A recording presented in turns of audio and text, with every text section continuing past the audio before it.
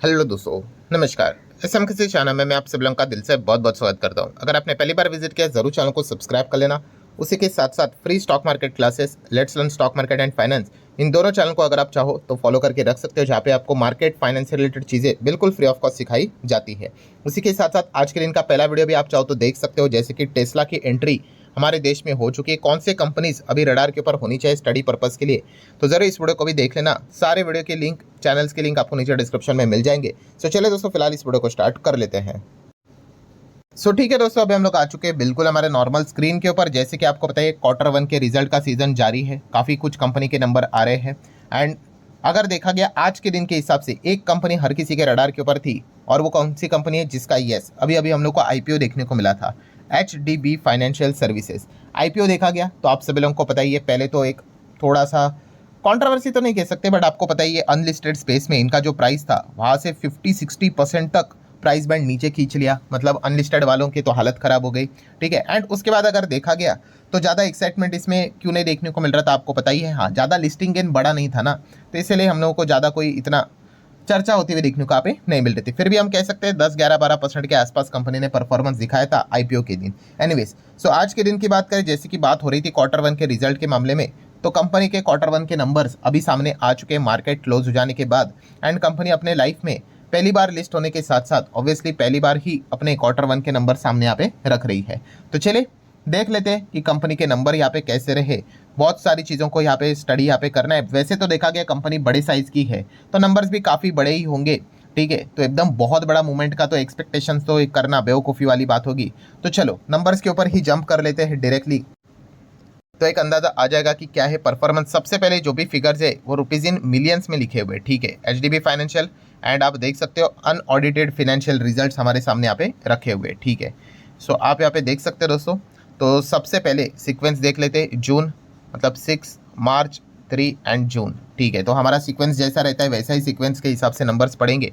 सबसे पहले आप देख सकते हो दोस्तों, रेवेन्यू फ्रॉम ऑपरेशन, कंपनी की जो कमाई के जो स्ट्रीम्स है वो कितने हैं आप देख सकते हो दोस्तों। इंटरेस्ट इनकम यहाँ से कमाती है, देन सेल ऑफ सर्विसेज से कंपनी यहाँ पे कमाती है, कुछ फाइनेंशियल चार्जेस से कंपनी यहाँ पे कमाती है।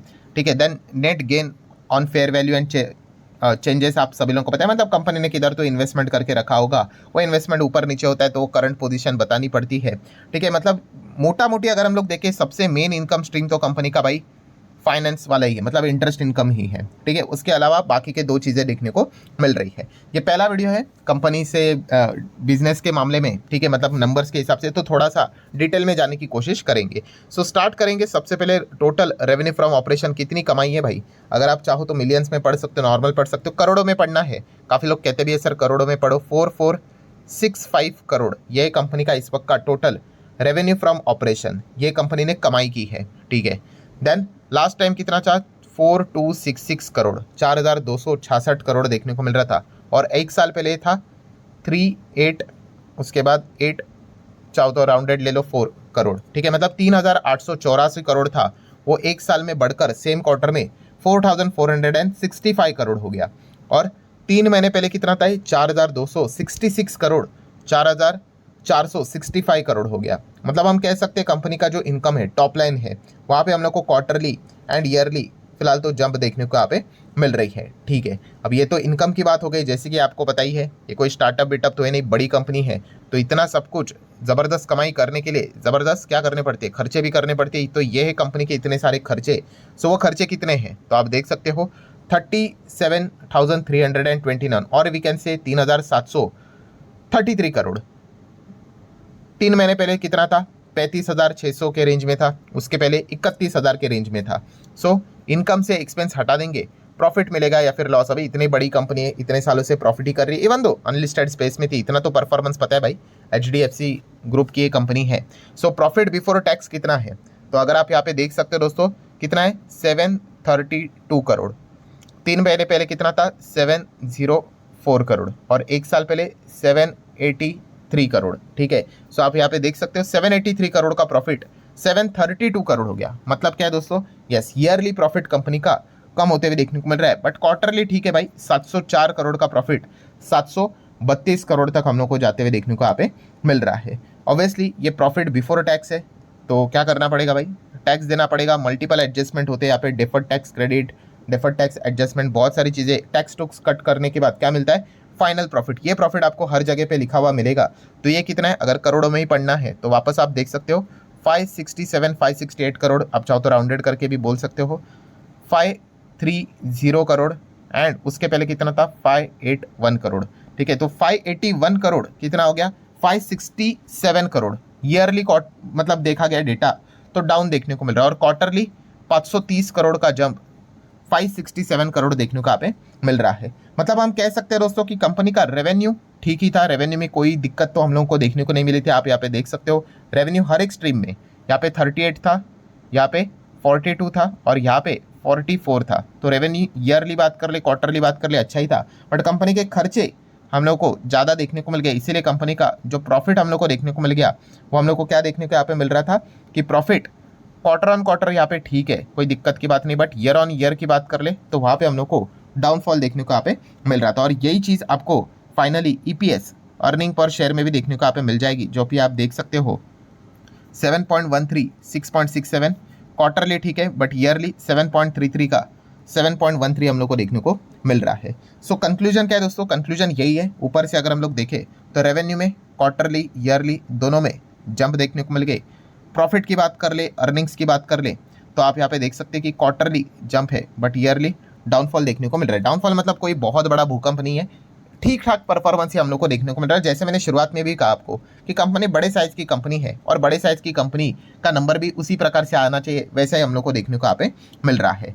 ठीक है, देन इसके अलावा अगर आप चाहो तो और भी मल्टीपल आपको डेटा यहाँ पे पढ़ने को यहाँ पे मिल जाएगी। यस, ये एनेक्स्चर को आप चाहो तो यहाँ पे रीड कर सकते हो। यहाँ पे भी सीक्वेंस पहले देख लेते हैं, जून देन मार्च एंड जून का सीक्वेंस हम लोग को देखने को यहाँ पे मिल रहा है। तो इसमें मल्टीपल डेटा आपको देखने को मिलेंगे, डेब्ट टू इक्विटी रेशियो देखने को यहाँ पे मिल जाएगा। ठीक है, हम इंपॉर्टेंट चीज़ों को यहाँ पे थोड़ा सा चेक यहाँ पे करेंगे, जैसे कि आप यहाँ पे चेक कर सकते हो नेट प्रॉफिट मार्जिन को आप देख सकते हो। तो ये मार्जिन कितना देखने को यहाँ पे मिल रहा है 12.72, लास्ट टाइम कितना था 12.45, मतलब क्वार्टरली अच्छा, एंड ईयरली 14.98, मतलब ऑलमोस्ट 15 का था, वो हम लोग को 12.72 देखने को मिल रहा है। तो सेम वही चीज़ जो नेट प्रॉफिट में ही देखने को मिलेगी, मार्जिन भी उसी रेशियो में हम लोग को देखने को यहाँ पे मिल जाते हैं।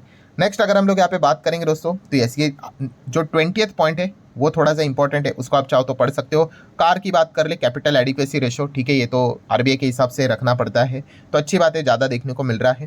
देन ग्रॉस स्टेज 3 रेशो की अगर हम लोग यहाँ पे बात करें, स्टेज 3 रेशो की बात कर ले, तो ये कितना देखने को यहाँ पे मिल रहा है 2.56, अच्छा लास्ट टाइम 2.26 था, और उसके पहले 1.93, तो ये हम लोग को बढ़ते हुए देखने को यहाँ पे मिल रहा है। इसको आप लोग ज़रूर नोट करके यहाँ पे चल सकते हो। देन उसी के साथ साथ लिक्विडिटी ठीक है, एंड देन प्रोविजनिंग की बात कर ले, स्टेज 3 मतलब जो रिस्की जो चीज़ें रहती है उससे रिलेटेड कितना प्रोविजन कवर किया है, तो इस वक्त की बात करें, थोड़ा एक मैं आगे कर लेता हूँ। ठीक है, कितना है 56.70, लास्ट टाइम 55 था, और इसके पहले 60 था।